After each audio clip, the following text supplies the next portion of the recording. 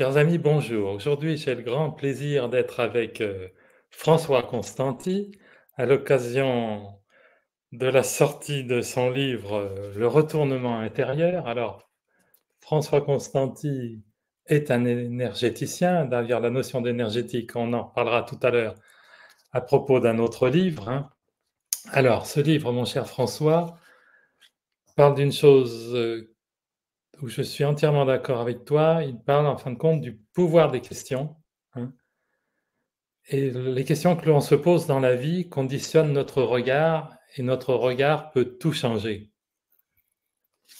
Donc, c'est pour ça que je trouve vraiment intéressant ce que tu as fait et que je suis un peu heureux d'en parler, hein, parce que les questions peuvent, quelque part, c'est ce qui peut nous faire le plus avancer dans la vie. Puisque ça nous invite, et donc tu nous invites au travers des questions à avoir une vision élargie et aussi à comprendre que, un petit peu à l'image d'une pièce de monnaie, toute situation a deux faces. Voilà, je te laisse nous préciser ta pensée.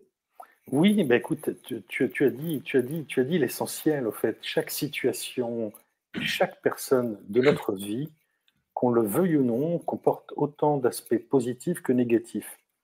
Alors, ça va un peu à l'encontre de notre notion un peu formatée du bonheur, parfois, où on voudrait que beaucoup de gens rêvent d'un monde qui soit tout en rose, et puis on a tendance parfois à mettre des gens sur des piédestals, mais la vie est longue, et la vie nous démontre que toute situation comporte en fait autant de réconfort que de défis.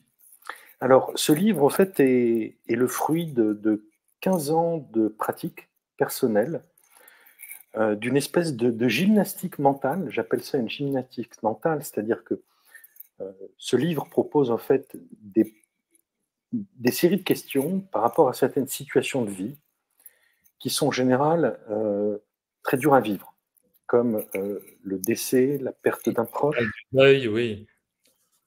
comme le manque affectif, comme le fait de vivre des grandes crises. Ça peut être des crises financières, ça peut être des crises dans le couple.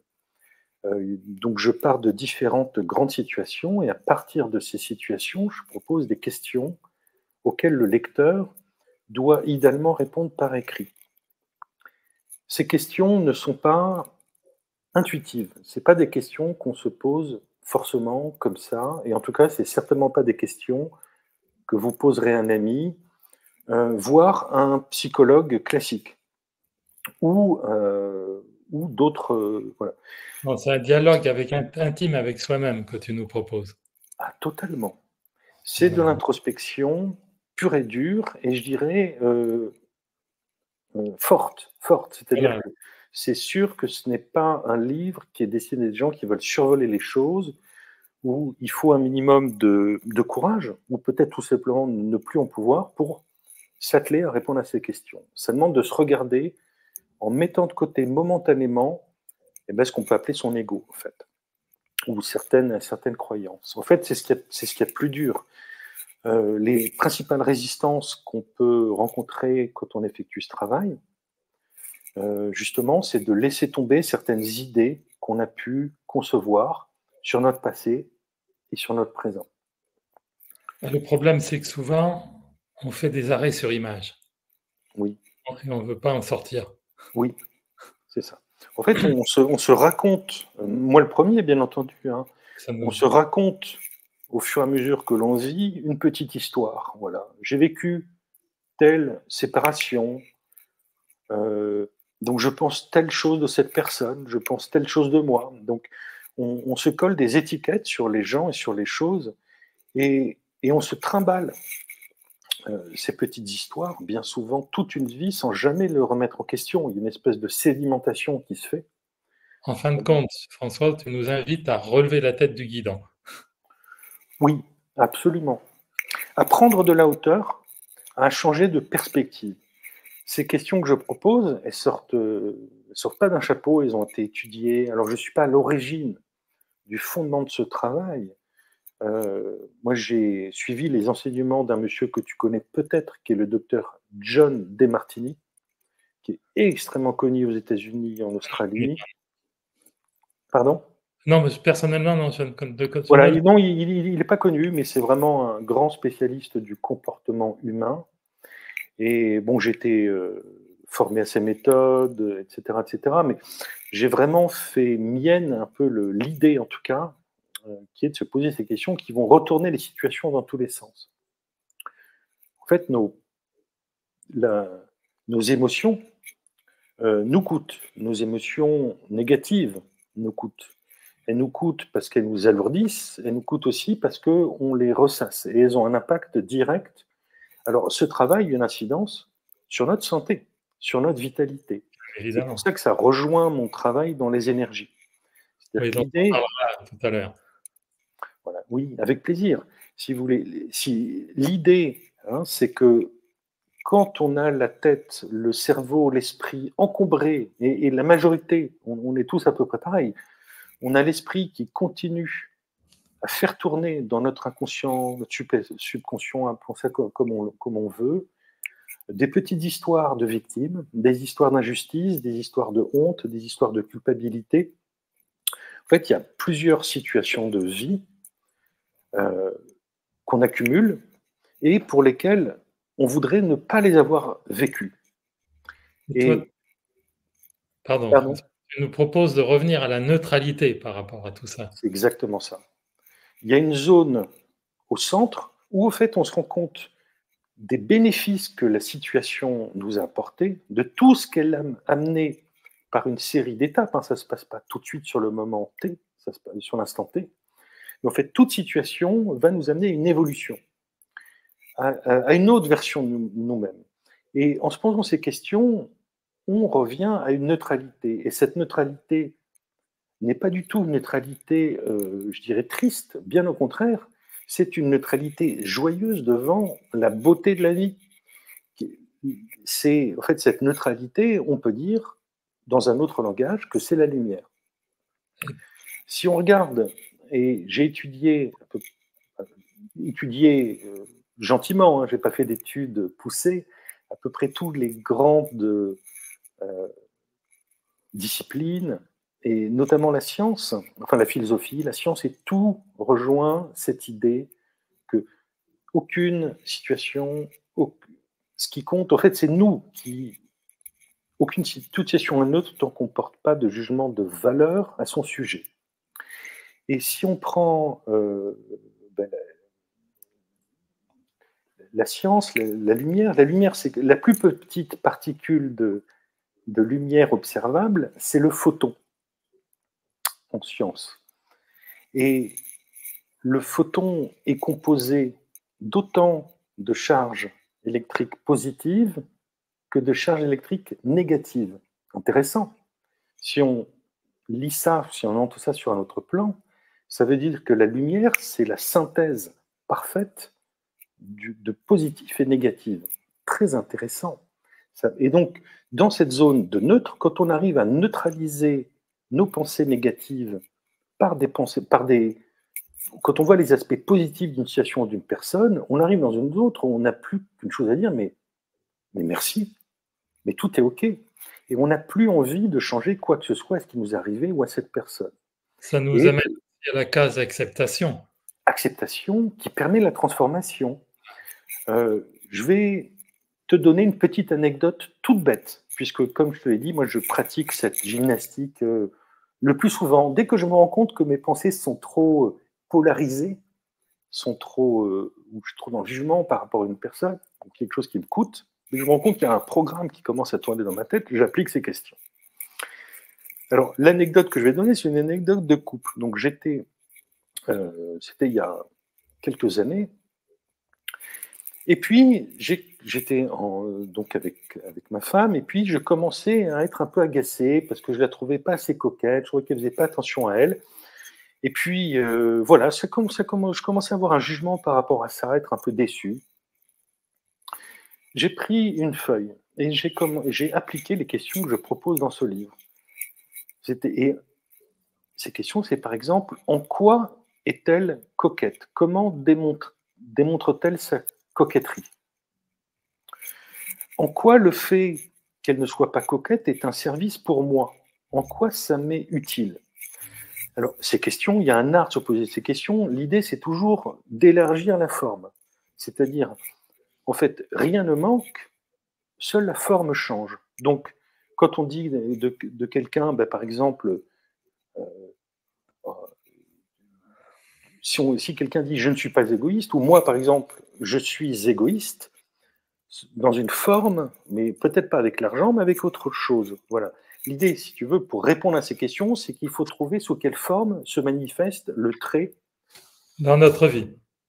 que l'on juge chez soi ou chez l'autre. Donc, en l'occurrence, si je reviens à moi, ben, je suis un monstre d'égoïste avec mon temps. C'est-à-dire que je sélectionne drastiquement, comme un ayatollah. Je suis un ayatollah, je suis extrémiste avec mon temps. Voilà, donc c'est la forme dans laquelle je suis vraiment très égoïste. Pour en revenir à la petite histoire, c'était l'après-midi et j'ai commencé avec cette question, en quoi manifeste-t-elle sa coquetterie? Donc je ne vais pas aller trop dans l'intime, mais elle exprimait sa coquetterie de certaines manières. Et le fait de me poser cette question par écrit, de me concentrer pendant une demi-heure à peu près, m'a ouvert l'esprit. J'ai pu trouver des réponses qui n'étaient pas à ma conscience. L'autre type de ces questions, c'est en quoi ce que j'estime être un manque de coquetterie me sert? Et là aussi, pour répondre à ce genre de questions, il y a des astuces. Il faut passer en revue les différents domaines de la vie. Est-ce que ce manque de coquetterie me sert spirituellement? Est-ce qu'il me sert mentalement? Est-ce qu'il me sert socialement avec les amis? Est-ce qu'il me sert financièrement? Etc. etc. C'est comme ça qu'on peut arriver à répondre à ces questions, parce que si on se les pose toutes go, on aura du mal à les répondre. J'arrive à la fin du processus de retournement. Ça paraît très léger comme ça, comme anecdote, mais c'est intéressant. 2 heures après, ma femme ouvre la porte et elle, qui ne faisait jamais les soldes, qui est revenue avec des cabas entiers, des sacs entiers. Oh, regarde, j'ai acheté une petite tenue, j'ai acheté ça. C'est vraiment une démonstration rigolote d'une certaine intrication. Comme quoi tout commence par une impulsion d'énergie. Oui, et comme quoi, c'est quand on accepte, et en tout cas à la fin du processus, j'avais complètement mis de côté le fait de lui reprocher de la coquetterie, puisque j'avais vu sous quelle forme elle exprimait sa coquetterie, et en quoi ça m'était utile, bénéfique sur plein de plans. Donc j'étais tout à fait OK. Et le fait d'avoir switché intérieurement, c'est rigolo quand même. C'est quand en fait, je rebondis sur ton terme d'acceptation. Je rebondis juste sur ce que tu as prononcé. Une fois que j'ai accepté les choses telles qu'elles sont, eh bien, les choses peuvent se transformer pour qu'on devienne celles qu'on veut qu'elles soient. C'est vraiment, il y a un côté parfois un peu magique à ce processus. Hein, c'est-à-dire que par exemple, quand on le fait sur des gens sur lesquels on a une charge émotionnelle forte, des gens pour qui on cultive du ressentiment, de la colère, plus on le fait, je dirais, plus le ressentiment est fort, plus la transformation peut être importante. C'est-à-dire qu'une fois qu'on a fini le processus, il n'est pas rare qu'on ait des nouvelles de cette personne, que cette personne vous appelle, que voilà. Il y a des choses un peu étranges, enfin qui ne sont pas étranges en fait. Hein, on est tous interreliés. Et c'est comme ça qu'on voit que plus un pardon est difficile, en fin de compte, plus il est libérateur. Ah mais totalement, totalement. La La charge charge. émotionnelle est forte quand elle est libérée. C'est une libération qui, j'en ai même des frissons là, si tu veux, parce que je repense à certaines expériences que j'ai vécues ou les gens à qui je l'ai fait faire l'ont vécu. C'est physique. C'est-à-dire que moi, j'ai fait ce processus sur tous les gens. Je recommande de faire ce processus, c'est pas compliqué, sur tous les gens de sa famille, papa, maman. En général, il n'y a pas à aller plus loin. On a tous des histoires qu'on se raballe sur son enfance, qui aurait pu être plus rose, plus quoi que ce soit. Donc, on peut le faire sur ses parents, on peut le faire sur sa fratrie, bref. Et j'avais une charge émotionnelle assez forte vis-à-vis de quelqu'un de ma famille. Je l'ai fait. Et ensuite, pendant 2 jours, ma vision a changé. C'est-à-dire que je voyais de la lumière partout. C'est-à-dire que tout d'un coup, là, je suis dans un salon, tout d'un coup, c'est comme si on avait changé l'éclairage. Et dans ma tête, il y avait comme des petites libérations de bulles de champagne, mais je sentais vraiment que ça faisait pop, pop, pop. pop. Donc, ce que je veux dire par là, c'est qu'il y a aussi un effet domino. Quand on adresse, quand on arrive à neutraliser, à dépolariser, à revenir au centre, eh bien, on libère de l'espace dans son cerveau et puis ça fait une série de prises de conscience en cascade. Une fois qu'on a dépolarisé quelque chose de fort, une fois qu'on a neutralisé une charge émotionnelle forte, en général, c'est que ça lance quelque chose à l'intérieur de nous, ce qui fait que ça va aussi changer certaines croyances, certaines autres histoires qui sont peut-être pas forcément directement corrélées à l'histoire qu'on a traitée en premier lieu. Oui, il est certain que c'est un effet domino, ça, ton Oui, image est tout à fait juste. oui, Hein. oui, oui. Toute, on peut voir aussi, à travers ce travail que tu nous proposes, c'est que toute adversité porte le germe d'une bonne occasion. J'en suis convaincu.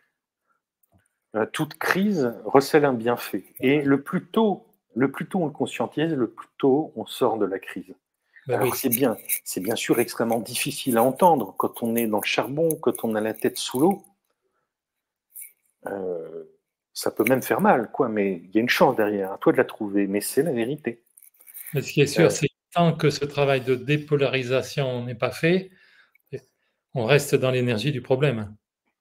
Oui, et puis surtout, c'est consommateur d'énergie à un point phénoménal. Oui, ben oui, Toutes ces pensées négatives, ces schémas, ils restent en nous.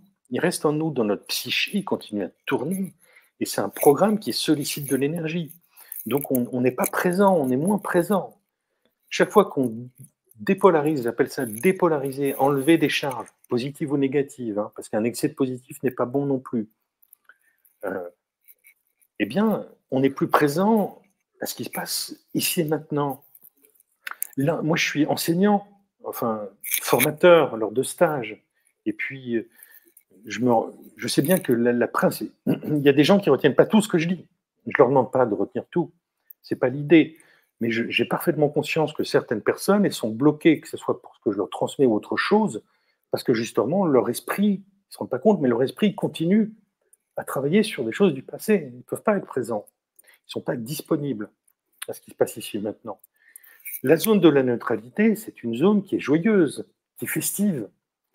Il y a des émotions qu'on peut qualifier de polarisées, négatives, positives.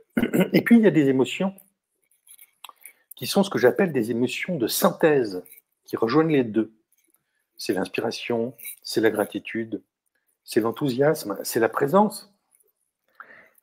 Ça, c'est la vraie gratitude, c'est voir ce qu'il y a de beau et de noir de la vie en même temps. Et ça nous est tous arrivé d'avoir des pleurs, d'émotions fortes à certains moments de la vie. Ça peut être lors des décès, ça peut être lors de naissance, ça peut être. Il y a quelque chose, voilà. C'est quand on voit aussi bien les aspects positifs et négatifs de la vie qu'on est vraiment présent et qu'on voit sa beauté. Il y a aussi, voilà. Ce livre, j'ai eu l'idée de faire ce livre, puisqu'a priori, mon travail est surtout dans l'énergétique pure et dure. Quand j'étais à l'hôpital, il y a 4 ans de cela, donc j'ai eu une grave maladie, il y a un parasite très rare.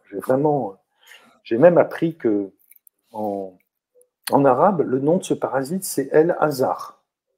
Donc si tu veux, il y avait 3 cas sur 1000 en France, donc je faisais partie des 3 cas.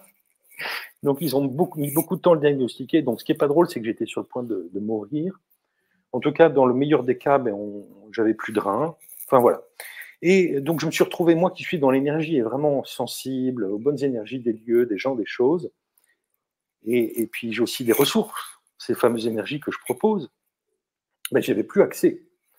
J'avais plus accès parce que mon corps était tellement shooté aux médicaments, j'étais sous dialyse, j'avais des tuyaux partout pour respirer, j'avais des tuyaux dans l'intestin, enfin bref, tu vois le genre.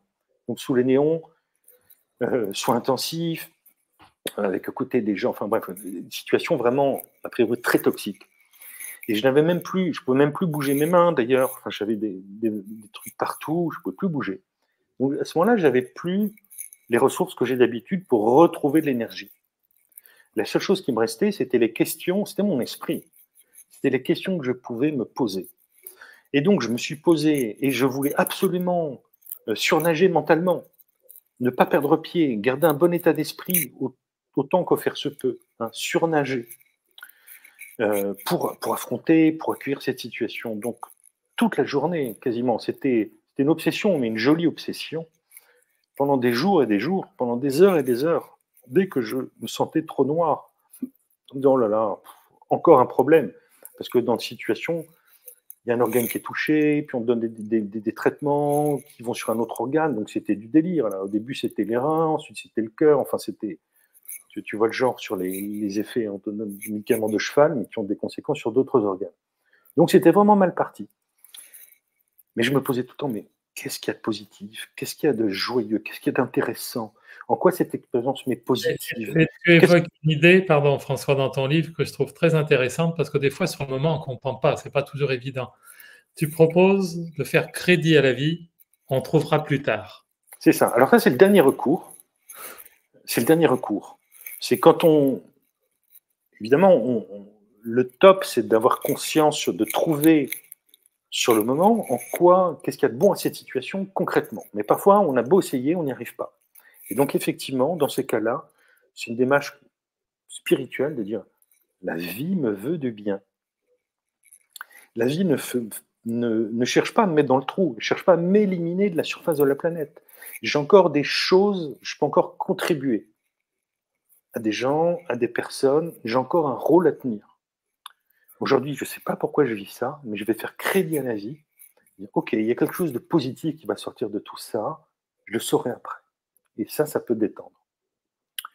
Mais en fait, si tu regardes bien, Christian, toi, moi, tout le monde, on a tous vécu des choses assez lourdes. Alors ça peut être des gros accidents de la vie, un divorce, ou une trahison, si on l'a désocié, une trahison. Ça peut être toutes sortes de choses assez lourdes, a priori qualifiées de lourdes par la majorité. Mais mettons que ces choses se soient passées il y a 10 ans, il y a 15 ans, si on regarde bien, la vie ensuite nous a fait prendre un chemin. C'est pour ça qu'il faut faire crédit à la vie, comme tu dis, parce que des fois, il faut des années pour comprendre. Oui, la sagesse des années. En général, on arrive à cette sagesse en fin de vie. Mais moi, je trouve ça dommage. Je pense on peut capter la sagesse maintenant. Il n'est pas nécessaire d'attendre la sagesse des années, la sagesse de la bienveillance, qui accepte en général beaucoup plus les choses. On peut le faire maintenant. On peut le faire maintenant, en se posant des bonnes questions. C'est pour ça que la souffrance est une voie d'apprentissage, mais il y en a d'autres, justement. Alors oui. Il y a la sagesse, la réflexion. Hein. Donc c'est pour ça que l'art du questionnement est précieux, quoi. L'art du questionnement est précieux, oui. Voilà. Tu parles de la loi de la coïncidence des contraires. Alors, absolument. Plus. Oui, alors je suis très étonné, puisqu'effectivement, enfin, à ma connaissance, pourtant j'ai lu beaucoup de livres, j'ai lu des philosophies, j'ai lu pas mal de choses, et j'entends très peu parler de cette loi. En fait, cette loi a été extrêmement populaire parmi les grands philosophes grecs, donc ils appelaient ça la loi de la coïncidence de contraires ou de la simultanée des opposés. Et finalement, toutes les grandes spiritualités reprennent ce concept. Ce concept, effectivement, c'est que Karl Marx, dans cette dialectique, reprend exactement le terme. Hein, c'est-à-dire que toute chose comporte un aspect positif et négatif, et c'est ce qui amène le développement et le mouvement de cette chose en question. Alors, c'est vraiment le fondement de mon livre. Hein. Il y a deux choses qui, si on peut dire le fondement de mon livre, ben c'est notamment cette loi. Cette loi, ça veut qu'en même temps, il y a autant de positifs et de négatifs. En même temps, il y a... Voilà, en même temps. Pour ceux qui nous écoutent, moi j'ai compris ce que tu voulais dire, mais d'autant plus facilement que j'ai lu ton livre. Mais donne des exemples. Si tu peux donner un exemple concret. Par exemple... écoute, en même temps, si tu veux, absolument tout dans ce monde est basé sur justement cette simultanéité des opposés. C'est-à-dire que même en sciences, je suis allé dans des articles, j'ai épluché des articles du CERN pour aller voir si c'était vrai en physique subatomique, et les particules de matière et d'antimatière sont produites simultanément. C'est un truc de fou, excuse-moi. Je ne suis pas scientifique, Oui, oui, non, je mais comprends à peine ce que je lis, mais non, mais quand même, tu vois, on c'est-à-dire que tout est produit par paire. L'homme et la femme, le jour, la nuit, inspiration, expiration, oxydation, réduction, absolument tous les phénomènes physiques, astronomiques, etc., obéissent à cette loi. Et tout est produit par paire. Au fait, et donc, l'idée, si tu veux, c'est que dans toute situation, parfois on est accablé parce qu'on se dit, oh là là, non, là c'est trop dur pour moi. Mais qu'est-ce qu'il y a de positif? En quoi cette situation est favorable? Quel est le bénéfice que j'en retire maintenant ou que je peux en retirer? En quoi elle m'est propice? Et encore une fois, il s'agit d'ouvrir. C'est plutôt ça que j'ai envie de transmettre, plutôt que de transmettre. Les gens peuvent lire mon livre et puis faire des recherches sur cette loi. Alors, loi de la coïncidence contraire, loi de la simultanéité des opposés. mais ce que Ce qui je est veux sûr, dire, c'est que ce n'est pas intuitif. Pardon, vas-y. pardon, c'est que dans l'instant, elle est souvent difficile à percevoir. Par exemple, la personne qui a l'huissier, on va lui dire il y a la coïncidence des contraires, c'est qu'à un autre niveau, tu t'es enrichi. Bien sûr, ça va peut-être l'enrichir spirituellement à un niveau quelconque, mais ça peut être difficile à vivre. Oui, oui, oui, oui. Mais l'idée, mais tu l'as dit, c'est d'ouvrir la forme. C'est-à-dire qu'il y a du positif sous une autre forme. Ce n'est pas forcément la forme. euh, et c'est ça l'idée, en fait, c'est que, C'est bien, enfin, je t'interromps, mais j'ai bien aimé ton idée de faire crédit à la vie. oui, l'idée, si tu veux, c'est que l'une des constantes de la vie, c'est justement son inconstance, c'est la notion du changement. C'est aussi, on le retrouve dans dans le bouddhisme, etc., c'est l'impermanence, c'est ce qu'on appelle l'impermanence. En fait, les choses, il y a, il y a autant de charges négatives et de lumière tout le temps, en permanence, on ne la voit pas. Par contre, ça va changer de forme. Et donc, sous quelle forme? C'est vraiment ça la question qu'on peut se poser. Et notre esprit, il n'est pas habitué à ça. On n'est pas habitué à avoir ce genre de questions justement ouvertes. Par C'est-à-dire, exemple, mettons, les gens me disent, ben, en ce moment, ça va très très mal dans mon couple, par exemple, etc. on Ok, fonctionne tout naturellement en mode binaire. en mode binaire, voilà. Notre cerveau, Alors, il fonctionne en mode binaire. voilà. Alors, ça, je le développe dans le livre. Donc, en fait, on a, en gros, enfin, je vais faire une énorme schématisation, mais on a un premier cerveau qui est le plus ancien des cerveaux, qu'on peut appeler le cerveau primaire ou le cerveau reptilien. Ce cerveau gouverne la majorité de nos actes du quotidien. C'est un cerveau qui va déclencher justement les mécanismes de fuite, de combat. Et ce cerveau est simplissime. C'est celui qui est le plus rapide, par contre, en termes de capacité de traitement des informations, c'est le plus rapide. Et lui, il ne sait voir que les choses en mode binaire, positif ou négatif, blanc ou noir. Ce cerveau est incapable de nuances. Et notre espèce humaine est encore principalement gouvernée par ce cerveau. C'est ce qui crée aussi. Et on a un autre cerveau qui est alors certains appellent ça le néocortex ou le cortex préfrontal, etc., qui est beaucoup plus intelligent parce que lui, il est capable de trouver des solutions complexes à certains problèmes. Il est capable de créativité. Il a une vue d'ensemble des choses et il amène à la résolution pacifique des conflits. Mais pour arriver justement à solliciter ce joli cerveau qu'on a, c'est absolument pas intuitif. Si tu es dans la voiture avec des gens qui te klaxonnent, etc., dans un environnement classique, c'est C'est le ce cerveau. reptilien qui marche. C'est ce cerveau qui va réagir tout de suite en cas de stress. Mais c'est pas bon du tout. Et, euh, et au fait, ce cerveau primaire reptilien, euh, alors tout ça c'est intéressant parce que ça joue sur les émotions. Hein. Quand on est quand on fonctionne principalement à partir de ce cerveau primaire, et attention, hein, toute notre éducation favorise ce cerveau primaire, les médias, le fait de juger, de noter, toutes les émissions de télévision où voilà, on porte les gens sur des nus, ou au contraire on les descend, enfin je veux dire, il y a une ambiance générale, ou les réseaux sociaux, eh bien, qui vont favoriser ce cerveau-là. On demande de l'immédiateté, on demande des prises de position. En politique aussi, hein, il y a un gros phénomène de polarisation justement de la vie politique que certains sociologues disent. Il y a une polarisation des extrêmes. Bref, tout ça pour dire que en se posant un tout petit peu et en se posant des bonnes questions, eh bien, on a accès à ce cerveau intelligent. Parce Ce que ce cerveau, cerveau primaire, lui, cherche pas à nous rendre heureux. Enfin, non, hein, il cherche, voilà, il cherche juste notre survie voilà. de manière bête et méchante. Lui, c'est un cerveau qui était extrêmement utile au temps préhistorique pour nous Mais oui, prévenir de grands dangers, d'animaux, nous faire courir très vite. forcément un tigre dans le dos, quoi. Hein. C'est ça l'idée. Hein. Disons que avoir des rushs d'adrénaline, c'était peut-être utile au temps préhistorique, mais a priori, quand même, en 2024, on peut trouver facilement de la nourriture, et puis il n'y a pas de grands prédateurs au coin de la rue, quoi. Voilà. Donc, en sollicitant, en se posant ces questions ouvertes, ben, on sollicite ce cerveau pour trouver des réponses qui sont des réponses intelligentes. Et tout ça a bien sûr aussi un impact sur notre chimie. Hein.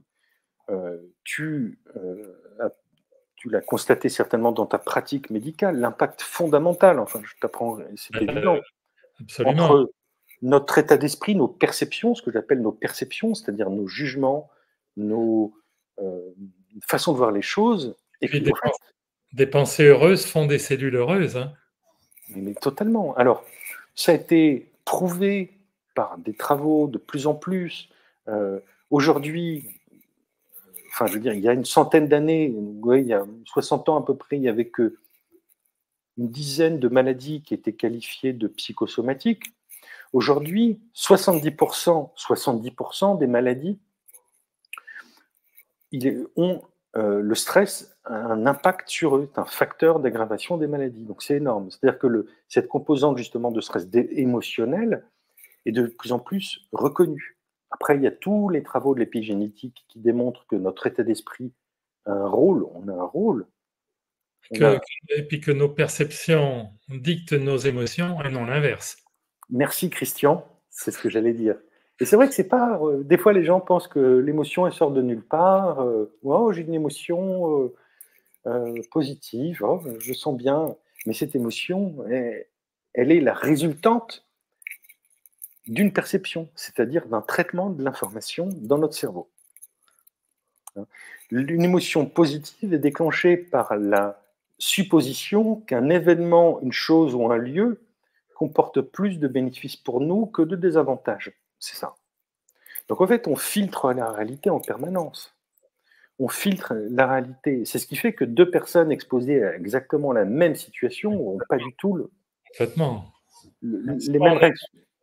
Soit on est dans le camp des victimes, globalement, soit on est dans le camp des créateurs. Oui, on peut dire ça. On peut être, oui, c'est très beau ce que tu dis. Soit on est, je dirais, victime des circonstances, hein, victime de notre passé, soit on est maître de notre destin et de notre présent en capitaine à bord. Donc moi, je préfère être capitaine à bord, c'est-à-dire d'avoir toujours la sensation que les émotions, ben, j'en suis responsable. Je ne peux pas changer les gens, je ne peux pas changer ce qu'ils me disent, je ne peux pas changer les situations, loin de là. La vie m'a appris que parfois on a vraiment très peu de contrôle sur les événements. Mais ce que je peux changer, c'est la manière dont je les accueille. La manière dont. Voilà. Et le sens que je leur donne aussi. Donc on est aussi un animal de sens. Et autant les choses, a priori, les choses n'ont pas de sens en soi. Par contre, nous pouvons leur donner un sens qui nous est favorable et qui s'inscrit dans une évolution intéressante. Je crois que pour moi, on évolue. On évolue. Alors, il y a des gens qui évoluent très peu au cours de leur vie. Hein. C'est-à-dire qu'ils ne remettent pas en question certaines grandes croyances. Ils ne changent pas trop de personnalité. Il y a des gens comme ça. Mais globalement, il y a aussi des gens qui évoluent pas mal. Et cette évolution de la vie, en fait, la vie, elle cherche, je pense fondamentalement que la vie nous veut du bien. Et elle cherche avant tout à ce qu'on soit vrai, à ce qu'on soit nous-mêmes. Je me rends compte que chaque fois que j'ai pu jouer un rôle, porter un masque, et j'en ai porté, J'en ai porté en entreprise, dans ma famille. Donc, chaque fois que j'ai voulu porter un masque, c'est-à-dire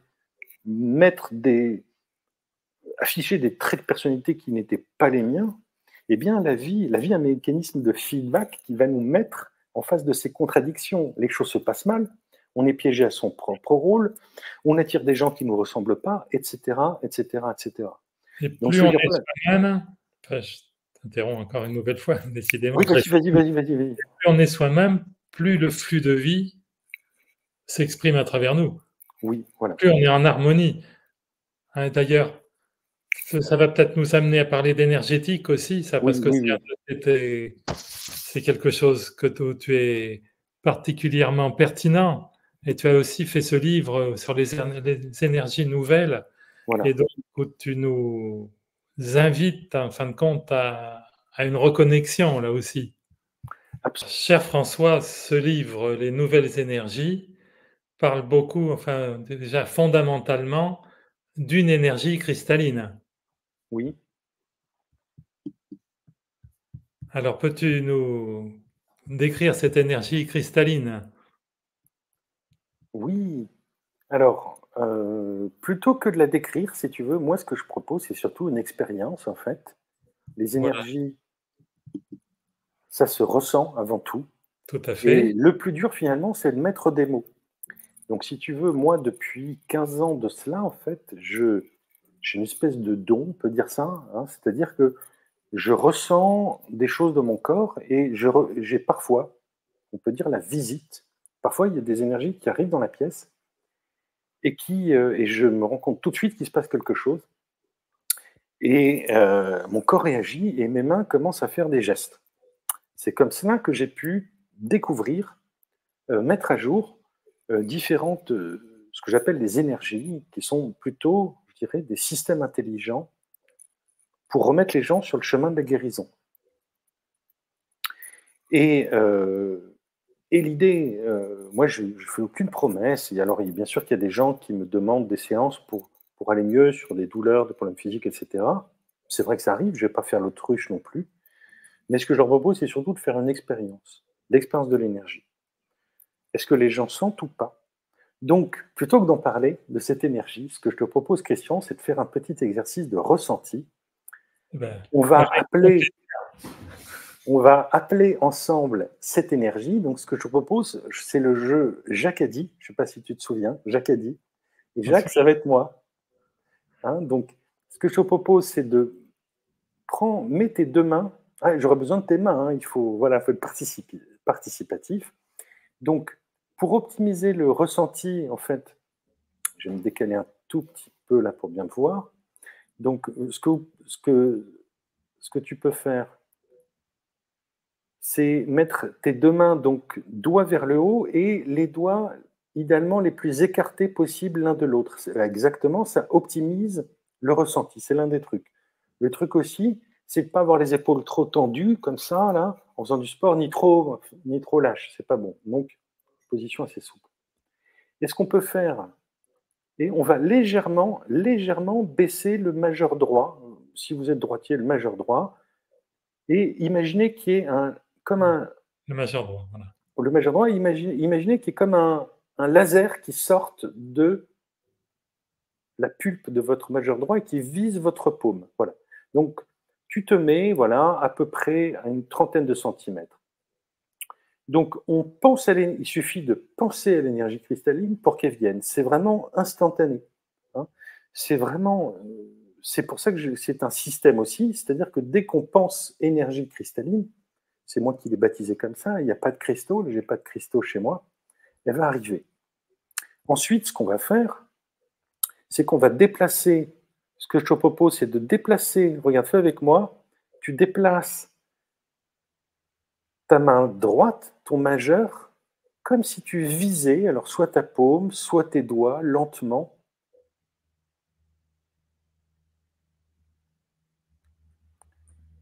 Et tu te déplaces à la même distance, comme ceci. Et tu te rendras peut-être compte qu'à certains moments, à certains endroits, eh bien, il se passe quelque chose. Alors on peut viser ses doigts, on peut viser à l'extérieur, on n'est pas forcément obligé de viser ses doigts ou sa paume, mais on se déplace assez lentement, à la même distance. Et est-ce que tu te rends compte que les sensations ne sont pas toujours les mêmes? Ou pas, hein, tu peux me dire: «Non François, je ne ressens rien». C'est pas un problème pour moi. Une chose est certaine, le sentiment de je trouve pas d'autre mot dans l'instant que flux, enfin, quelque chose qui sort de mon majeur est arrivé quasi instantanément. Voilà. C'est-à-dire que dès qu'on pense énergie cristalline, ce système est opérationnel. Ce système va s'amplifier avec 2 choses, avec notre propre respiration. Donc Ça a plus on été re assez manifeste si tu veux, hein. Je dis ça a été assez manifeste, ça oui, a été instantané. voilà. Et on se rend compte quand on se déplace, il y a certains endroits dans l'espace où on va la sentir. Alors on peut le sentir soit dans sa main droite, soit dans son majeur, soit dans sa main gauche, soit même ailleurs dans son corps. Alors ça dépend des gens, ça peut être du chaud, ça peut être du froid, ça peut être comme un gant, ça peut être des picotements, c'est très variable suivant les gens. Il n'y a pas de bonne réponse, ça dépend. Mais quand tu es sur un point comme ça, vas-y, arrête 2 secondes de ton majeur. Et maintenant, ce que tu vas faire, c'est que tu vas éloigner en ligne droite ton majeur droit, en ligne droite à partir de là où tu es. Tu l'éloignes lentement, lentement. Essaye de regarder tes mains, ça aide. Malgré tout, on sent encore un lien. Continue, continue, continue.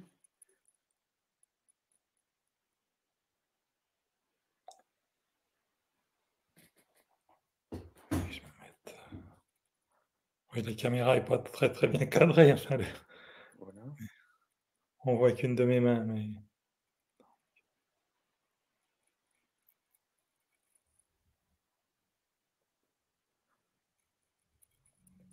la distance ne change quasiment rien au lien. Alors, en fait, Subtil euh, c'est même plus fort avec la oui, distance. voilà. C'est-à-dire que ce qui est étonnant, et ça défie totalement les lois de la physique, parce que euh, l'énergie, c'est la capacité d'un système à produire de la chaleur ou du mouvement. Et puis, si tu tapes sur un ballon de foot, il y a des résistances après. C'est-à-dire que l'énergie cinétique, elle va décroître avec la distance, avec les résistances. Donc, le fait que ce soit plus fort en s'éloignant, c'est absurde physiquement. Mais en fait, c'est ça qui se passe. C'est-à-dire que plus on s'éloigne, plus on étire, ce que j'appelle étirer, plus les sensations dans mes mains sont fortes, jusqu'à devenir très, très, très, très, très fortes, et plus quand on le fait dans le cadre d'un soin énergétique, de ce que j'appelle une séance d'énergie sur table de massage, plus on s'éloigne, plus les réactions involontaires du corps de la personne sont fortes. Me demande pas et me demandez pas comment ça marche, je ne sais pas. J'accepte, si tu veux, de travailler avec un mystère qui me va très bien. Je ne suis pas dans une démarche. Aujourd'hui, la science n'explique pas tout. Je ne suis pas scientifique, je ne suis pas universitaire. Je suis quelqu'un de pragmatique qui cherche à exploiter, à faire vivre le don que j'ai reçu, qui est de capter des nouvelles énergies. Une chose est sûre, ce qu'on appelle le vide, c'est tout sauf le vide, hein. C'est un Oui, vaste champ d'énergie, hein. oui, oui, oui, oui, oui, tout à fait. Alors, c'est vrai qu'aujourd'hui, Dieu merci, la science a quand même bien évolué. Il y a beaucoup de champs de recherche, notamment la physique quantique, et puis qui vont converger vers la notion d'énergie qui est partout, d'énergie en mouvement. Donc il y a des convergences aujourd'hui qui sont assez rassurantes et qui peuvent donner une base théorique, conceptuelle, notamment au travail que je fais. Donc l'énergie cristalline, donc pour reprendre, je faisais une petite démonstration très simple, au fait, de la façon dont on peut recevoir soi-même l'énergie cristalline. Alors j'en ai découvert d'autres. Ce sont en tout état de cause pour moi. Alors, ce sont des nouvelles capacités, ni plus ni moins, hein, de l'être humain. C'est-à-dire que c'est pas quelque chose qui vient de la planète Zebda ou de l'ange Uriel ou de que sais-je. Non. Ah bien, ça, c'est une manière très ésotérique et très limitée de voir les choses. Tout le monde peut utiliser euh, ces énergies que je propose, qui pour moi sont des ressources disponibles. C'est-à-dire que elles n'existaient pas auparavant. Les gens n'avaient pas encore la capacité vibratoire de les capter. Les réseaux n'étaient pas prêts. Je crois qu'au même titre qu'il y a une évolution des réseaux Internet, les vieux modems, ensuite, Oui, boum, boum, boum, boum, boum, je ne sais pas très bien imiter, mais après les 2G, 3G, 5G. gens n'étaient pas prêts. Les gens n'étaient pas prêts, et puis il y avait quelque chose de l'ordre. Je Il y a pense des que résistances. oui, et puis les consciences n'étaient pas prêtes. Si Voilà, quelqu'un de 1900, qui vient de 1900, viendrait aujourd'hui, il ne comprendrait même pas comment les gens parlent, voilà. ou trouverait que tout le monde est des génies. Tu vois, donc il est conscience aussi. C'est-à-dire qu'aujourd'hui, les gens, on a la capacité de traiter beaucoup plus d'informations. Et les jeunes, encore plus que nous. Et on ne peut voir que ce que l'on est prêt à voir. Oui, aussi, aussi, aussi. Voilà. Voilà, je suis tout à fait d'accord. Mais l'idée, si tu veux, c'est qu'aujourd'hui, donc, on a la capacité, tout à chacun. Hein, moi, ce que je fais, je le transmets à absolument tout le monde. Hein, à partir de 8 ans, les jeunes savent le faire. Que les gens aient de l'expérience ou pas. Donc, tout le monde peut solliciter, inviter, c'est ce que j'appelle ça des énergies, mais c'est par communauté de langage. Hein. Il n'y a qu'une énergie qui nous anime. Certains appellent ça le chi, le prana, l'énergie de vie qui circule en nous. Ce que j'appelle des énergies, en fait, ce sont des systèmes intelligents. Ils ont leur propre intelligence. Hein. C'est étonnant. Hein. Moi, je fais des soins collectifs, des soins individuels. Et encore ce matin, j'ai reçu plusieurs témoignages de gens qui me disent, mais c'est quand même étonnant. J'ai senti là où j'avais eu une fracture il y a 1 an. C'est incroyable, c'est intelligent, c'est allé sous mon genou, là où j'en avais besoin.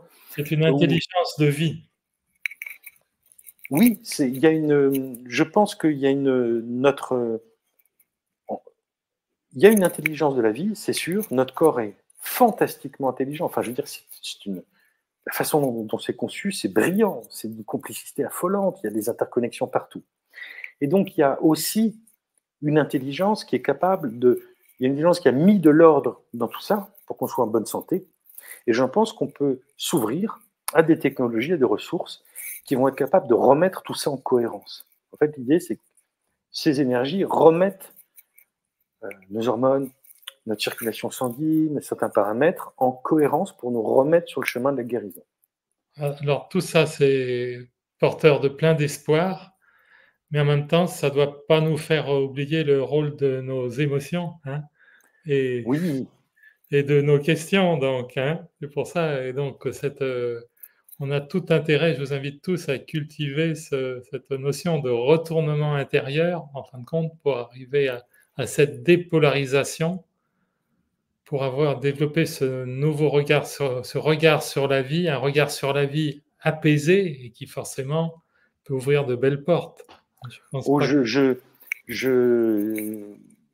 j'acclame ce que tu dis, c'est essentiel. Tu as dû le remarquer dans ta pratique. Je veux dire, nos émotions, c'est la source de tout. Enfin, je veux dire, on peut Oui, effectivement avoir des guérisons super, des traitements qui marchent bien, mais à la base de tout ça, c'est des perceptions, c'est des émotions qui ont été déséquilibrées quand même.